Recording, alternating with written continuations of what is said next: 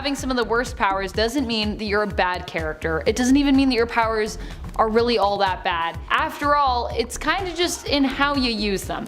But Allison, as Daz, typically prefers to use her powers to add light effects to her shows as a performer. She's been a superhero before, yes, and we've seen her do some pretty crazy things with her powers, yes, but it's not the life that she likes to live. She would actually rather downplay her abilities somewhat in terms of heroics, and then just use them to make pretty light shows in addition to her masterful singing abilities for people to enjoy. Which, you know, makes them, I guess, the worst in terms of like superhero stuff. And friends, before we move on to this next spot, if you haven't already, what are you waiting for? Go check out Most Amazing Top 10 Anime. It's our newest channel, it's super exciting, and who knows, maybe one day I'll even go on and do an anime list for some reason. Could be fun. Number 9, Mr. Fantastic. This might be a massive hot take, but hey, you know, I'm going for it. You can come for me in the comments if you want to. That's fine. Well, I think Mr. Fantastic as a character is pretty cool, and his brilliance definitely cannot be denied. His power set has to be one of the worst amongst the people on his team. Am I right or am I right? I mean, Johnny Storm is the Human Torch who can fly around and literally engulf himself in flames. How cool is that? Ben Grimm is the Thing, who is tough and strong enough to face off against the Hulk, and Susan Storm Richards is Invisible Woman, the real powerhouse of the team who can turn invisible and create force fields big or small enough to defend against or defeat almost any opponent. Now, what does Mr. Fantastic have? He can stretch. Really good? It's really more useful in specific circumstances, so that's why he's making my cut. Number 8, Bouncing Boy. Bouncing Boy is a member of the Legion of Superheroes. While other names have been suggested for Charles Tane, Bouncing Boy is the one that is stuck. And when I explain his powers, you're gonna see why we went with Bouncing Boy here. Charles apparently gained his powers after drinking an experimental super plastic formula. I feel like that would kill you, really. As a result, he became extremely, well, bouncy. He can inflate into a perfectly round ball and initially would use himself as a sort of like wrecking ball, if you will, honing and mastering his ability to direct himself as he bounced around. Later on, he would also become somewhat kind of like elastic in regards to his physiology, making him more bouncy. Initially, he was someone who tried out for the Legion of Superheroes multiple times and was rejected due to his powers being even too ridiculous for the team to consider. But the Prime Earth / Rebirth version of the character has successfully become a member of that team, so yay. Number 7, El Guapo. El Guapo hails from the strange mutant team known as Ecstatics. However, like most who have joined that team, he did not last too long. He died less than 10 issues after his first appearance and introduction. Poor El Guapo. El Guapo is Robbie Rodriguez, and his powers allow him to control a skateboard, but not all skateboards, just one skateboard. One that he happens to form a symbiotic connection with.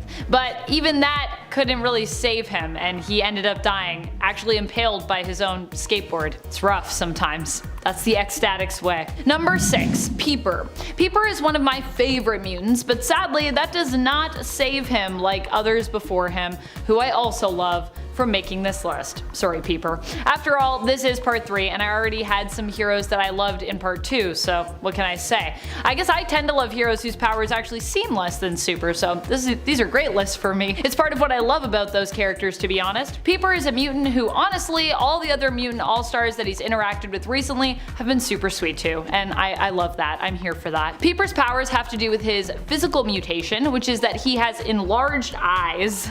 With his eyes, he can see things that others can't, possessing different forms of sight. Currently, Peeper uses his powers to help out his fellow teammates as a member of Swords, the Six. Although he's not really like part of the main Six because they're teleporters. He's not a teleporter, but he works with Sword and the Six to help expand the areas of mutant technology. Number 5, Penance. Penance was once the hero known as Speedball, who is now back to being Speedball again actually, thank goodness. His real name is Robert Baldwin. Baldwin decided to change up his superhero appearance and name following the instigating event that led to the first Civil War.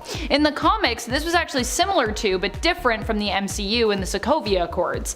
Similar in the sense that many people did die, many of them, in the case of the comics, civilians. Different in the sense that it wasn't a tragedy at a political gathering, but rather happened as a result of the New Warriors pursuing supervillains in the interest of their reality TV show, which, you know, would later become political because one of the team members, Nitro, went off and kind of killed a bunch of civilians and the rest of his teammates in the process, with Speedball being one of the few people to actually survive that incident. As a result, it was said that his powers had changed due to his guilt, and they could only be activated when he experienced physical pain. This caused Robert Baldwin to change his name and his appearance, being known as Penance, in honor of all the lives lost that he felt responsible for, and wearing an Iron Maiden inspired supersuit covered in spikes, as many spikes I believe as there were casualties, so that he could trigger his powers as needed. Number 4. Tag. Tag is definitely one of the weirdest superheroes out there when it comes to his abilities. He is Brian Cruz, a mutant whose powers allow him to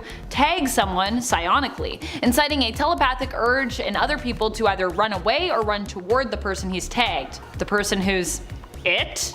He could use his powers to tag multiple people, but if making them emit a psionic signal that encouraged others to run away from them, the range would actually top out at about 100 meters away. Then the urge for people to run would stop. So it's really weirdly specific. Number 3. Super Dupont. Super Dupont hails from a French comic strip from the 1970s. Super Dupont was meant to be a hero built on French nationalism, but that also spoofed the ridiculousness of American superhero comics as well as American stereotypes of the French. Super Dupont's power set is like Superman's, but he's not nearly as powerful. He can fly, and he's also a master in the art of savate, a style of fighting known as French boxing. Super Dupont in the series is a mysterious figure who is said to be the son of one of the unknown soldiers buried under the Arc de Triomphe. Although how that soldier then would remain unknown, it seems kind of questionable, because if he was your father, wouldn't you know who he was? So you no longer be an unknown soldier. He fights against the Anti-France organization, which is exclusively made up of all foreigners, non-French people. These people speak a fictional language in the comics that is a mishmash of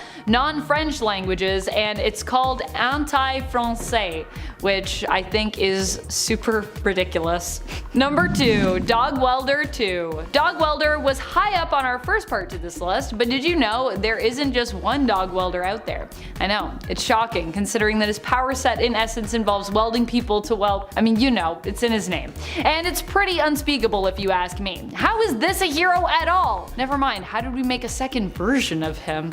Dog Welder 2 ends up being possessed by the welding equipment of the former Dog Welder, and even ends up at one point welding his family. Unable to resist the compulsion to weld, he must weld. It's a curse. Despite all this, he's still considered a hero somehow. He also ends up joining along with the superhero team known as Section 8. Dog Welder 2 is even more ridiculous than the first in that he learns the true origins of his powers actually come from the Egyptian god Anubis, and also saves the world by welding 2 stars together, one of which is Sirius, also known as the Dog Star. Get it? Number 1. Six-Pack. Six-Pack is the leader of Section 8, the same team Dog Welder is on, both the first and the second Dog Welder. His powers, or abilities rather, involve him having a high tolerance for drinking, and it's been implied at one point that he may, and I'd like to emphasize the word may, have reality warping powers. But if he does, he doesn't really know how to use them. This was something that the many angled ones sensed in him when they faced off against him, and he was apparently able to create a force field, but he didn't know how he'd done it. Six-Pack is also known as Sydney Speck. He is generally known for being intoxicated, hence his name, which is in reference to drinks, and in fact being completely sober can work against him. While sober, Six-Pack is forced to face the harsh reality of his life, which can make him question what he is doing and why. I mean, considering his power set and his general focus, that makes sense. Number 10. Empathy. Empathic powers tend to flounder when they are on their own, hence in the superhero world you will often find them paired with other abilities. For example, while empathy may be a large part of Raven's abilities, it is not the only part. She can also influence emotion, and also her soul self and whole host of demonic abilities. All of this is cause if you just have empathic abilities, you run into the Deanna Troi situation. I'm sensing hostility, Captain. Now, knowing someone's emotional state would be an asset, but without even telepathy to back it up, you'd still be kind of guessing, like, are they mad because of what happened in your battle or negotiation, or because the store ran out of hazelnut milk? You don't know. Also, you can't just yell it out. Hold up, Titans, he's sad. It's a very I know something you don't know maybe kind of power. However, as soon as you partner up with something else, it goes up a whole other level. Number 9. Immortality. Now, being immortal doesn't always have the guarantee of coming with eternal youth, or lack of pain or disease, or even not being able to die. People just assume. But what if you're immortal and just becoming a prune? Or you get sick and then you're just sick forever, living as one massive tumor. Or you can still die painfully but then get resurrected again. This one, like before, needs some kind of backup. Super strength, youth, Lazarus pits, anything. And you still need to contend with the existential dread of losing all those you care about and your connection to humanity. If you feel like you can't keep up with music after like a decade, imagine keeping up with people and trends after a century. Full-time job. Could you stay good? Or do you think you'd get a little weird if you were immortal? Me? Full Louis de Pointe-de-Lac, cabin full of books. Life goals. Number 8. Precognition. Now, precognition sounds like a great ability. You can see the future and then you can change it. But no, think about it. Either way, you've been Cassandra'd. So, you see the future and you change it. Well, that means the future is fluid. So how good was your prediction in the first place? Did you change it? Would it always have changed? Or the other option, the future is inevitable. No matter what you do, you are hurtling towards that timeline. Heck, maybe even you trying to change it sets it on that path. Great. Well, what good is knowing then? It is more useful if you can change things, but then you have to live in a world of all these shifting potentialities. I guess it would also depend on how strong the ability was. Like, what if you were seeing things you couldn't exactly place, like somebody brushing their teeth, but evilly, but with no other clues? Then someone might try to steal you, and that might set off a Civil War II or a Minority Report. It's a whole thing. More trouble than it's worth. Number 7. Color manipulation. So when we're talking about this, we're talking mostly about the color kid, who can change the color of any object at will. Now, cool for your career as an interior decorator extraordinaire, but for your crime-fighting career, less so. So this character once used this to mask a MacGuffin so that the villain couldn't find it. But I mean, this is a stopgap measure. He also tripped someone, because he blended an object into the floor. So distraction at best, annoyance at worst. Now you could work this, but you'd have to be one think on your toes color manipulator. So many other careers. Children's entertainer, that would be another good one. Teach the young ones all about mixing colors. Number 6, omniscience. So omniscience sounds great, you know everything, but it tends to freeze a person in place a bit, enraptured by all the knowledge they have, especially if they have a certain chair. To quote Batman, I am never getting out of this chair. 3 Jokers, Joe Chill, sitting next to Green Lantern on a couch construct. Hal having to give Bruce his ring to will himself out of the knowledge chair is still one of the most hilarious things ever. Also, you can kind of plan for everything if you know everything, so it also gets a bit less interesting on that front narratively as well. This is why, with rare exceptions, this tends to be a fleeting ability, and then the hero is left trying to grasp at all the straws of the knowledge they once had. Also, it tends to be shown as pushing the heroes away from their heroic natures, for knowledge is power and absolute power corrupts, absolutely. Number 5, organ rearrangement. Now this is great in battle. Someone's going in for a kill shot, just relocate your heart or whatever needs to be relocated because, you know, they're coming at you. But the question is, how quickly does this happen? Is this organ teleportation or more like the slow progressive slog of it through your body? Can you feel it? That'd be really gross if you could. However, when else do you need this? I mean, aside from pranking purposes, terrify your friends and family. Where's your heart? How are you alive? Surprise, ma, I'm a mutant. The thing for characters who have this ability is it usually isn't brought up until absolutely necessary, so you can get a bit of Deus Ex organ rearrangement. Number 4, charisma. But charisma is not a power, you say. Some people are just charming. But in the comic book world, some people are more than charming. They may have magnetic personalities or other abilities that make them appealing to others, sometimes pheromones. The thing with this ability is it puts you in a position where you have to question their interactions, like, do these people like them because they're nice? Or is it because there's some sort of influence going on? It veers pretty far into the realm of manipulation if used that way, and far away from heroic territory. And then you end up with Star Fox. Never go full Star Fox, because essentially then you've just gone Purple Man. Just let people have baseline charisma, that's fine. Average charm can feel like a superpower anyway. Number 3, power rings. Now the power ring is a fantastic weapon, and one that is immensely powerful. I mean, with it the limits are literally only one's imagination. However, sometimes the constructs can get a little silly. People creating whole trains and cars around themselves and the like, Plus, without the rings, not all the lanterns have backups, not even some extra martial arts training. Simon Baz carried a gun for a bit, but that didn't go over well. Also, a couple of issues into having it, he shot and killed Sinestro. Thankfully they were already in the realm of the undead, so it didn't have a permanent effect. But still, he would eventually be convinced he didn't need it. Kyle has some crazy constructs, because he's an artist. So the idea is that he would naturally have these really intricate designs because of his artistic nature. Okay, tell me that during a hostage situation under hostile fire. Really cool weapons, not always used to the best of their abilities. Number 2, Eye Boy. So Eye Boy is covered in eyes everywhere. You can see everything from all directions. So one would assume your brain would also be honed to accommodate this newfound skill. But also, you'd be so vulnerable. All over, so many places for people to poke. And they don't even have to come for you. You could just fall over, smushed. This, however, is a huge surveillance advantage, but you have to make sure your eye person doesn't get rushed into combat, or it could go very poorly very quickly. Now for Eye Boy, they amped up these powers, gave the poor kid a break, and he can see more than just the average human with all of these eyes. He can see things like magic and people's personalities, so it's like an extra perception on top of just having more eyes. Aura tracking, just a whole host of things, to make up for what would otherwise be just being 10-eyed man but all over your body. And number 1, niceness vibes. Feel the vibe, man. This was an ability particularly highlighted by the 3rd Gold Star, who just wanted the universe to be a kind and decent place, which made him the arch enemy of Lobo, and the two would regularly get into dust-ups. Goldstar was even drawn to be the opposite of Lobo. He can encourage people to be nice because he emits niceness vibes, but they most certainly do not work on the main man. Goldstar would routinely get his butt handed to him because the writers did not like him and were just waiting for the day that he would kind of fade into obscurity, which isn't very nice. See, his vibes don't work at all. Number 10, Mr. Fantastic. You may think Mr. Fantastic seems like your atypical golden boy type when it comes to his heroism and abilities, and for the most part, you'd be right.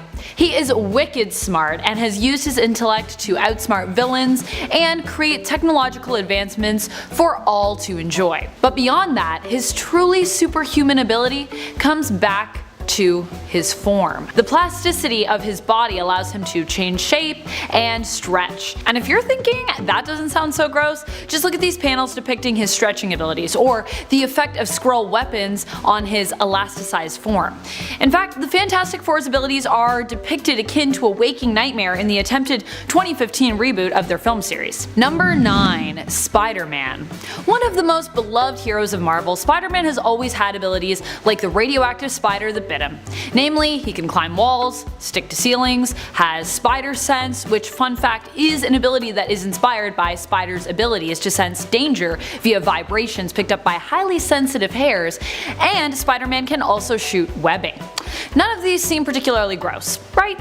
I mean, maybe shooting webbing, but everyone knows that Peter made his own web shooters before he even became Spider-Man. His web shooters were more a nod to his advanced intellect than anything. That is, until he died and came back to life. When Parker returned, he brought with him some freaky powers, namely that he could shoot organic webs. Ew. This change in the comics happened as a result of a run-in with the Spider-Man villain the Queen, and seemingly came about to echo the changes made to the character in Sam Raimi's early 2000s Spider-Man films. And let's not forget when Marvel made organic webbing a thing in the zombieverse with Zombie Spidey, but instead his webbing was made of veins. Ugh. Number 8, Anarchist. A member of the X-Force, Anarchist joined the group as a replacement member after the death of Slug. His powers include being able to produce electrochemical energy, which can be used to create powerful blasts. But how does he produce this energy? Why, through his acid sweat, of course. After all, what other way can you produce such energy? That's right, although the byproducts of his weird ability are pretty awesome, the ability itself, sweating acid, is pretty nasty. Like sweat wasn't gross enough by itself. Number 7. Marrow. You may have thought the prospect of Wolverine's powers were gross, bone claws and such, but they have nothing on Marrow's level of grossness. Marrow can control the growth of her skeleton, at will. She uses this to grow bone through skin, giving herself bone versions of brass knuckles, armor, and even sometimes shooting her bones out like spikes. She also has an accelerated healing power and strong immune system. This is very necessary for her, as when she pushes bone through her skin, she's left with wounds. For a time, she was a member of the X-Men, although she originally was taken in and raised by the sewer-dwelling mutant group, the Morlocks. Number 6. Phlegm Gem. For this hero, we turn to DC's superhero squad called Section 8, who fight crime in Gotham City. Section 8 is a misfit team of heroes that was brought together by alcoholic superhero Sixpack. Phlegm Gem is one of the members. His gross powers involved, you may have guessed it, phlegm. Namely, he spits phlegm at enemies to blind them. Yeah. Pretty much all of the Section 8 have either weird or super gross powers. Number 5. Husk. Even with her ability being super cool and useful, it is still super gross. Husk is a mutant and member of the X-Men who can shed her skin to reveal a new composite layer underneath. For example, she sheds a layer of skin and underneath she has a fiery layer of skin. Mostly this just sounds heckin' awesome. However, there have been times when Husk has been mentally unstable, resulting in her having less control over her abilities, and shedding your skin involuntarily would be super disturbing. Not just the idea of it, but also when Husk sheds her skin involuntarily, it gets all patchy and creepy looking. Number 4. Maggot. So yeah. Also, why do mutants have to deal with all these gross powers? Like, geez, give them a break. For those of you that are unfamiliar with Maggot, be prepared to get grossed out. His powers involve 2 maggots that live in his stomach.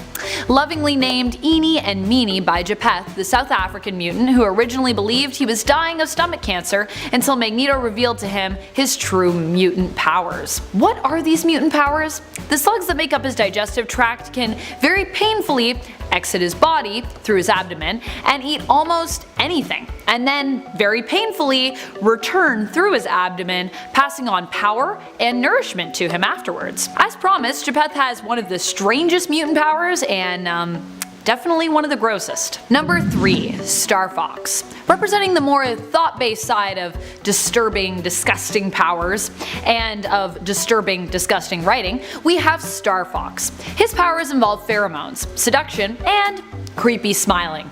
Seriously, he creepy smiles at almost any chance he can get. And he tries to make people get busy with him. This power is disgusting. Why does it even exist for a superhero? Huh? Star Fox has used this gross power to try and seduce just about anyone and everyone. One thing I'll say for him is that he does not seem to discriminate. He uses it on friends, enemies, male, female, he even tried using it on the Hulk, which appropriately only seemed to make Hulk angrier. Fun fact, if you think Star Fox's seduction powers are gross, you should check out Bueno Excelente, who is another member of the DC Section 8 with Phlegm Gem, and is also super problematic and icky. Number 2. Arm Fall-Off Boy. Later reintroduced as Splitter, Arm Fall-Off Boy takes us back to our regularly scheduled programming of visually disgusting powers. His superpower is he can remove his limbs and use them as weapons. Doesn't sound altogether useful, but sure sounds startlingly gross. Could you imagine rock climbing next to someone at the gym, but when they fall to the mats below, their arm is like still dangling from the rocks? Yuck. Fortunately in the comics, it appears as though Arm Fall-Off Boy's disconnected appendages appear cauterized and not overly gory, but what if that wasn't the case? Ugh.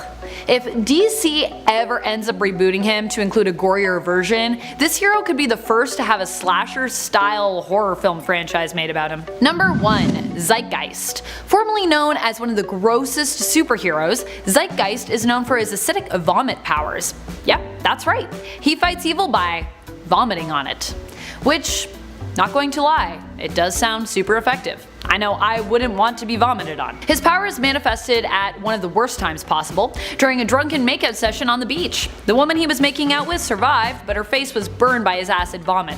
And Zeitgeist, aka Axel, yep, his name is really Axel, is haunted by this memory, though he feels he might be less haunted if he could just remember her name. Wow. With a story and powers like this, I feel as though it is unsurprising that he was part of the X-Force team. He was even team leader when Anarchist, our number 8 on the list, was recruited. Though just because they both share gross acid powers does not mean they get along. Number 10. Rogue. While admittedly Rogue's powers are super cool, the restrictions they come with are heartbreaking. I think one of the reasons that I love Rogue so much is because her story feels so sad and tragic. You just immediately want good things to come her way as someone who has suffered so much. Rogue can of course borrow or steal anyone's powers and can even take memories via touch. She found out about this ability through her first kiss, leaving her crush Cody in a comatose state as a result of the physical, life-draining contact. As such, Rogue cannot physically touch others. No skin-to-skin contact. No, can't do it. In order to prevent herself from hurting anyone, she would rather not hurt, of course. So I guess she can do it if she wants to hurt people, which sometimes she does. She still feels loved, but not being able to touch anyone again is a huge thing to give up, unless you are able to gain further control over your powers, as Rogue has done in the past, though she is often still presented as that fateful, untouchable mutant that we were first introduced to. And who we all kind of want to touch, let's be honest. Number 9. Rainbow Girl. Rainbow Girl's powers would be cool if they weren't, well, kinda sexist. When they reintroduced her again in Action Comics much later on, around issue 862, they did however try to at least make her a bit cooler. But still, DC, just let it go. Stop trying to make Rainbow Girl a thing. Her abilities, when more delved into, were explained as allowing her to harness the powers of the emotional spectrum. Kind of like being able to harness a little bit of the power of every type of lantern. Unfortunately, this also affects Dory herself, giving her huge mood swings. In other words, when she uses anger to make her more feisty and presumably strong, it was never fully explained, she also gets angry. So mood swings are kind of part of this superpower package. And I don't know about you, but I'd rather not be furious one moment, crying the next, and bubbly and gleeful following after. It sounds exhausting. And doesn't sound like it would make you a great teammate. I mean, who wants to be on a team with someone like that? I don't know, maybe you want to be on a team with somebody like that. Let me know in the comments if that's you. If you support it. All the mood swings. Number 8. Squirrel Girl. Squirrel Girl originally was able to bite really hard and communicate with squirrels. While her powers have become better over time as her character became more popular, it's still likely that not many would want to have her abilities, despite the fact that she now has a healing factor and is also super strong. I personally think Doreen Green is adorable, and that her ability to make friends with just about anyone would be quite useful. But that isn't so much a power as it is just unique to her as a person. As for her squirrel abilities, they have come in handy a surprising number of times, but if you had to choose between Superman and being squirrel-like, I'm sure many of us would choose the more traditional, glamorous, and powerful abilities of Superman, and less of us would choose the more adorable Squirrel Girl powers. Sadly. We're my Squirrel Girl fans. Shout it out in the comments. I know you're there. I know you're watching. Number 7. Hindsight Lad. Hindsight Lad never really had superpowers, though really this list isn't about superpowers, it's just about general powers, ha ha ha. And while he may not be super, Hindsight Lad still had a couple of things to offer. His big thing being his abilities as a tactician. He gets his name from such abilities as someone who could look back on the actions taken in a battle and figure out what could have gone better, retroactively seeing where mistakes were made. The key word here being retroactively. While learning from one's mistakes is highly useful and should be considered an asset, no one likes the person who keeps popping up to point out where you went wrong. Now, if his name were Foresight Lad, that would be a different story. Everyone wants to know how to be better before they mess up, offered that opportunity to be perfect the first time around. As long as your precog abilities are accurate, of course, which is kind of just the problem with this whole category of abilities before or after the battle is done. The potential for not having clear clairvoyance or the doubt in someone's abilities being called into question. Number 6. Madame Fatale. Richard Stanton's super skills were his art of disguise, his peak physical condition, and his investigative prowess.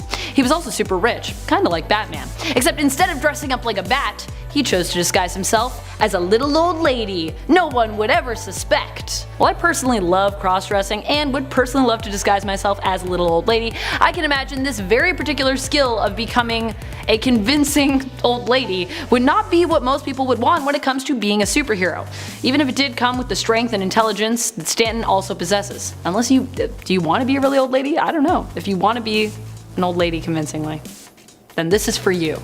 You could be Richard Stanton too. Number 5. Bailey Hoskins. Bailey is known as the worst X-Men ever.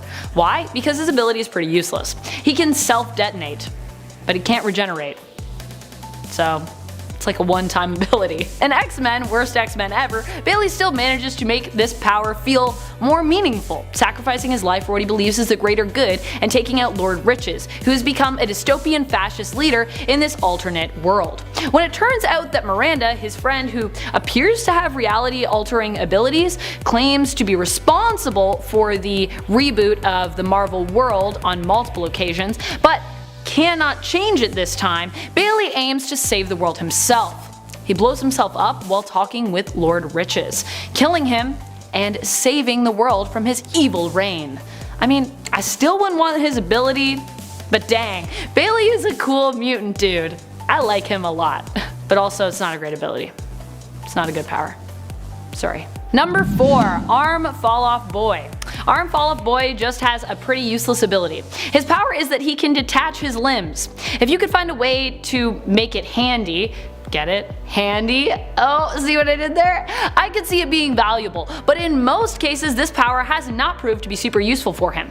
You could, I guess, detach a limb and beat someone with it, but why not just grab a club, or better yet any other weapon less prehistoric than a club? And assuming you have as little control as Arm Fall Off Boy sometimes does, there is a chance that this ability could activate without you wanting it to. One time in a battle, Arm Fall Off Boy got scared and his limbs just all came off, so yeah, it's not very useful. Number 3, Stone Boy. Stone Boy can turn to stone, though his powers would be a lot cooler if he could actually move while using them. Originally, whenever he turns to stone, he can't move at all, becoming simply a statue when transformed, as opposed to anything useful. Eventually, he did learn to move, but it took him a while, like a long while. Assuming you would have to spend an amount of time working hard to figure this ability out, this power seems like it would be too freaky to me. If you are claustrophobic, or you have ever experienced sleep paralysis, which I have, this power would likely at first be downright triggering. I don't need any superpowers that will almost guarantee that I suffer from PTSD. No thank you. Though, let's be honest, if I was a superhero, I'd likely suffer from PTSD at some point anyway, because trauma is part of a superhero's life in comics, it seems. Number 2, Zeitgeist. Probably one of the grossest ones you could have, the power to throw up acid vomit. Why would you want this power? Let's just take a look at what happened when Zeitgeist powers activated, shall we? As Exhibit A, as to why you would not want these powers. A standing for all the reasons, as is truly the only proof that you'll need that these are not powers that you would want. Axel's powers activated during a drunken makeout session with a girl on a beach. The passion was broken up when Axel started vomiting acid on her, forever burning her face, a moment that would continue to haunt him for the rest of his life. Number 1, Maggot. It's more the way that this ability manifests that makes it problematic. Maggot has 2 giant living maggots for intestines that can leave his body and return to him, powering him up after they feast. But in order to leave and return, they have to move painfully through his stomach wall.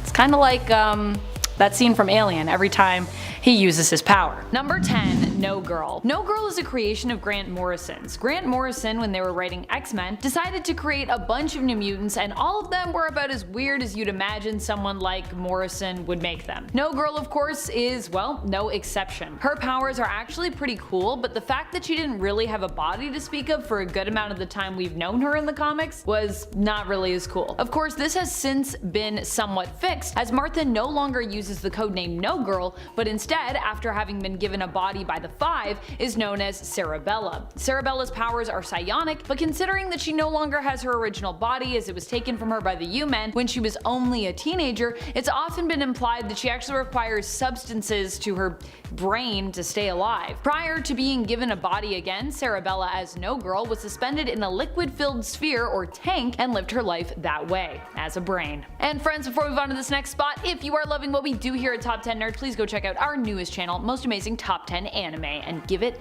a subscribe. Number 9, Angel. Angel might be one of the original X-Men, but that doesn't automatically mean that he is one of the All-Stars or Omega levels when it comes to mutants. Angel's mutant power is that he has wings, which he can use to fly. Angel also possesses hollow bones, which allow him to be light enough to soar using said wings, but also maybe make him a little bit hollow and weak in other ways. He is an extremely gifted and skilled flyer, having trained for years cares with how to use his wings, and he's also an adept businessman, being Warren Worthington III in civilian life and hailing from a wealthy and respected family. However, it's still pretty easy to defeat Angel when you need to. Even recently in the comics in X-Force issue number 30, we've seen him kidnapped and literally had one of his wings cut off as a result of people being angry and frustrated with the revelation that mutants have recently unlocked their own secret to immortality. Just goes to show you how easy it is to mess with Angel. It's kind of sadly too easy. Number 8. Brew. I honestly love Brew, and now his powers are basically the coolest around, but for a while there, he wasn't really the coolest per se. You see, Brew may be a mutant, but he's also part of the Brood, so his mutant superpower was actually nothing quite so exciting as some of the other more well-known mutants out there. Brew's mutant power and mutation actually make him compassionate, which for a member of the Brood is a super power really, as Brood don't really feel compassion, empathy, or sympathy at all like humans do. But for an X-Men, well, it's kinda less impressive. It should be noted though that even though it doesn't sound impressive, for a Brood, compassion is pretty amazing to have as an ability. And currently, Brew is also king of the Brood, so there's also that, which makes him pretty cool now, but wasn't always. Number 7. Star Fox. Star Fox's powers aren't bad in the way of them being, I would say, non-useful. They're more bad in the sense that they're considered to be, kinda shady. Star Fox is also known as Eros, originally named Aaron at birth by his parents. He had his name changed to Eros when he was still young due to his love of the ladies and his reputation for being a ladies' man. Eros in Greek mythology on Earth is known for being the god of passion and fertility, so this is pretty fitting. Star Fox is Thanos' brother, but instead of being a notorious villain like him, he would become a hero and even an Avenger. He has a lot of powers, but the one people tend to focus on when it comes to his more problematic powers is his ability to create emotional bridges and connections between people and affect one's feeling of pleasure, which has caused many to feel that Star Fox has manipulated others not just for altruistic purposes, but also for his own benefits as well. And also, you know, there's the question of consent. Pretty big question. Number 6. Red Bee. Aw, I know a lot of people love Red Bee, so I feel like this is a bit of a sad one to have on this list, but unfortunately, hey, I gotta pick some folks. Even if I myself love them as characters, you know, we gotta say some people got some bad powers. Red Bee is Richard Rayleigh, who is a hero from the World War II era in the New Earth continuity, who mainly fought his enemies with his amazing animal training skills and his bee sidekick, initially known back in his Quality Comics days as Michael the Bee, who was extremely intelligent and could also sting multiple times without perishing. No, I'm not kidding, it was a real thing. Tragically, Red Bee was of course killed off pretty early in the New Earth continuity. However, the brilliant part of this seemingly more lame character is that Red Bee is also a fan favorite and has actually been brought back a few different times in different iterations due to him having a small but pretty passionate fan base, I'd say. If you like Red Bee, let me know in the comments. I know you're out there, the Red Bee fans. Number 5. Peacemaker. Peacemaker is one of my favorite characters lately from DC, thanks to John Cena's portrayal of the character in his own self-titled miniseries, but I still acknowledge that this is one of the worst characters out there when it comes to his powers and his capabilities and just kind of a lot of stuff about him. In the comics, you might argue that Peacemaker's power actually stems from kind of his mental illness. The fact that he is extremely well trained. Before the DCEU, Gunn, and Cena made him cool, Peacemaker was Christopher Smith, a man haunted by his father's untimely end and past, who was trained to be basically a killer, believing that any force was necessary if it meant attaining some level of peace. If I had to sum up his depiction in the comics previously in one word, I would have said unhinged. I still think we'll get some of that explored more as the show progresses. We already kinda got some of it in season 1, but I do think it'll be approached from a more real and grounded place as opposed to just making Chris feel like the violent and often misguided lunatic that he seemed to be back in the New Earth continuity. Number 4. Doorman. It's time to get into some of the weirdness that is the Great Lakes Avengers. Being that this isn't the mainstay Avengers team, and I don't even think they're technically affiliated with the Avengers, like I don't think the Avengers want to be affiliated with the Great Lakes Avengers. They are about as strange and in some cases unimpressive as you could possibly expect. Doorman is one of the members of the Great Lakes Avengers. As lackluster as his name is, his power can sometimes be very useful, but the issue with it is that it's quite specific, so finding the right and best way to utilize it can be challenging. Although to his credit, I'd like to say that Doorman actually does a pretty good job with how and when he uses his powers to make himself seem pretty useful. Doorman's power allows him to create in essence a doorway or a door between adjacent areas that are separated separated, you know, like by a wall. So he's kind of like a moving portal, which can be useful in some cases and, you know, much less useful in other cases, depending on the scenario. Number 3, Big Bertha. Big Bertha, oh boy. So Big Bertha can basically transform her body, adding mass, weight, and height as needed, and even controlling where the added mass goes specifically in regards to her figure and the added weight's distribution, which doesn't sound too bad on paper, right? But then the other part of this is that Big Bertha is actually Ashley Crawford, who was originally known for being a tall, thin, runway supermodel. Ashley, of course, can transform from bigger to smaller, but to do so, she has to vomit. I think you can see how this is pretty problematic and why this made the list. More recently in the comics, Marvel has kind of tried to redeem this character and her power set, but needless to say, it's likely for this very reason that we haven't really seen Big Bertha around in the comics for some time. They're trying though. Number 2, Beak. Not all mutants get to be as badass as Iceman or Cable. Case in point, Beak. Although Beak as a character is admittedly pretty cool and pretty brave, his mutant power is more a physical mutation, which means that he is evidently not considered a favorite for many X-Men fans out there. Like Skin, who is on part 1 of this list, Beak's powers, if you can call them that, leave him resembling a bird, and he's basically built like one, but initially in the comics he couldn't even really fly. Struggled a lot with that. Beak has since figured out kinda how to fly, or rather like glide somewhat, but even still he can really only go short distances and it takes a lot of work. And even going short distances, he doesn't really have a ton of like tactical flying skills to speak of either. Fortunately, Beak is still a really likable person and character, so he doesn't often need to rely on his mutant powers to be of use. Number 1, the Detachable Kid, or TDK. The Detachable Kid sounds like a pretty lame hero, and well, he is. He also isn't exactly a bona fide hero as he's a member of the Suicide Squad, but seeing as how this is a team primarily made up of, you know, reformed criminals and villains, well I mean villains at least who are forced into being good to get time lifted off their sentence, I think we can still count him. I think I'm gonna count him, so if you have a problem with it, we'll talk in the comments. TDK is played by Nathan Fillion in James Gunn's The Suicide Squad and was created just for the movie and the DCEU, but the character does take inspiration from someone else on part 1 of this list, Arm Fall Off Boy, and his other post-Zero Hour comic book alternate, Splitter, who's also another version of that character. At least TDK has a somewhat cooler name, but unlike Arm Fall Off Boy, his prowess is a little less admirable. When it's time for him to fight, he detaches his arms and uses them to attack. Now the other cool thing I gotta say is TDK can actually control his arms like using his mind, which is kinda cool, but that plan is still pretty terrible and he's pretty quickly defeated by being shot a whole bunch, both in his detached arms, which he seems to, you know, still be able to feel, and directly in his body where he gets shot up a bunch, so he's instantly gone. Also, sorry, that's a spoiler, but also that movie's old now, so should have watched it. At number 10 is the infamous Gold Balls, aka Egg. Mentioned a handful of times already on this channel, Gold Balls is one of the more bizarre mutants to be given as much panel time as he has. Part of the new generation of mutants, Fabio Medina can summon golden balls on command, which don't actually have any destructive or useful properties whatsoever, at least on their own.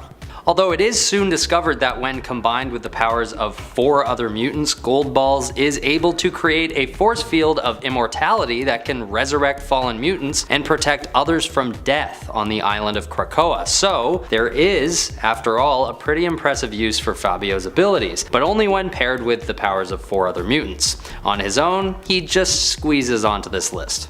At number 9 we have Matter Eater Lad. This guy has a pretty rough set of powers which allow him to metabolize just about anything he swallows. That's right, the enzymes in his stomach are so strong that he can break down and digest anything no matter how large, even if they're radioactive and or otherwise damaging. Now, although he is a pretty silly superhero, Matter Eater Lad isn't at the number 1 spot because I can in some sense see how this power might be of use in the right situation. For example, let's say you have to get rid of a bomb that's about to explode. The chances are that this guy will be able to eat that problem away. Or if you need to get rid of a parasite that's threatening to take over the world, he could simply gobble it up so it can't repopulate. So yes, on paper, a hero with superpowered stomach enzymes sounds like a total joke, but I would only say he's mostly a joke. At number 8 is Rainbow Girl. Hailing from the DC universe, Rainbow Girl has the ability to use the colors of the rainbow to take on any human emotion she desires on command. Red represents anger, blue, hope, and green, willpower, and they all make up a pretty bad superhero, if we're being honest. Online, this character is even viewed as a symbol of an older time when male writers were a lot more simplistic and offensive with their portrayals of female characters. And if these emotion-driven powers based on the colors of the rainbow don't hit that home, her pheromone shield should be a hint that this is true, since that power is used to make her the most popular girl around. At number 7 is Skin. This guy just creeps me out. I've covered him before. Mainly because of how gross his powers are, as well as his name, but also because of how depressing and off-putting he looks in every panel that he appears in. Angelo Espinosa, aka Skin, has access to about 6 feet of extra skin that he can use to stretch around his enemies or use as a rope to swing around with. He's basically like Reed Richards, except his bones and muscles don't stretch along with his skin, and also Mr. Fantastic's limit doesn't stop at 6 feet. Skin is just a very unfortunate hero who might wish that he'd never gotten superpowers to begin with. At number 6 is Color Kid. This superhero has powers just as his name suggests, and not much more. He has the ability to change the color of anything on command. Part of the legion of substitute heroes and the assistant to a scientist on his home planet, Color Kid always seems to be in the shadow of greatness. And unfortunately, his powers don't help this cause very much either. Being able to change the color of anything isn't really such a useful power and often proves to disappoint his teammates, especially in combat situations.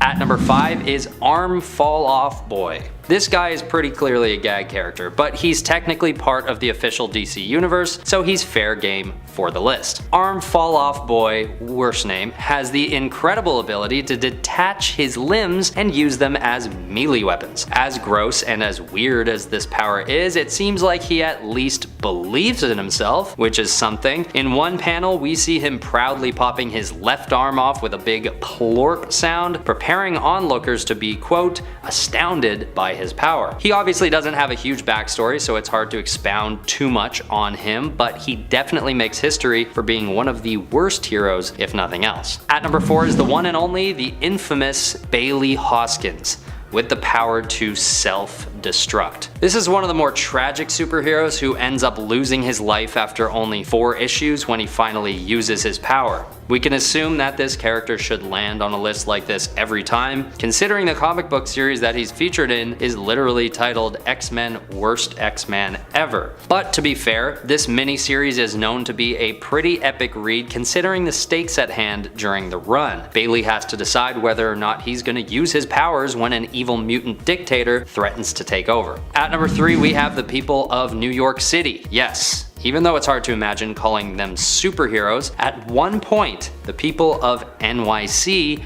are endowed with a very subtle power given to them by Reed Richards. And the power is to be able to tell which direction is north at all times. This is a response to the Spider Island evil plan set by Jackal, where he unleashes an army of little bugs that give people Spider-Man's powers. So to put everyone back on even keel, Richards decides that everyone should be turned into superheroes. The only thing is that to keep things simple, the ability given to the population of the city is so lame that it has gone down as one of the worst superpowers of all time, and has forced the innocent people of New York City to appear on this rather embarrassing list. At number 2 we have Dog Welder. Now, aside from this guy having one of the worst superpowers of all time, I also just think he's one of the worst superheroes based on who he is as a person. If you're a dog person, skip ahead to the next section because basically this bozo goes around and kills dogs that he finds in alleyways and then calls it a superpower to weld them to people's faces. And he's still considered a good guy. Now, I don't really understand the joke here, but if it is a joke, it's so over the top and weird that I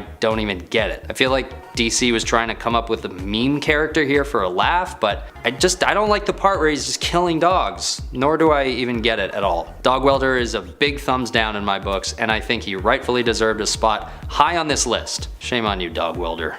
At number 1 is the silliest, worst superhero of all, with respect, J. Pennington Pennypacker, aka the Almighty Dollar. Living most of his life as an average citizen working as an accountant, Pennypacker eventually attends the Run-a-Monk self-esteem camp, which turns out to be the most fateful decision he's ever made. After attending the camp for a time, we learn that it's all just a front for a mysterious scientist who's working on completing a device that could give anyone superpowers. And when J. Pennington Pennypacker is endowed with his own powers, he's given an ability that's perfectly suited for his ridiculous name. He is, from that moment onwards, endowed with the ability to shoot pennies out of his wrists at high velocities. Although he only appears in one issue of Marvel's NFL Super Pro back in 1992, the Almighty Dollar is technically an official part of the Marvel canon and must be treated as such.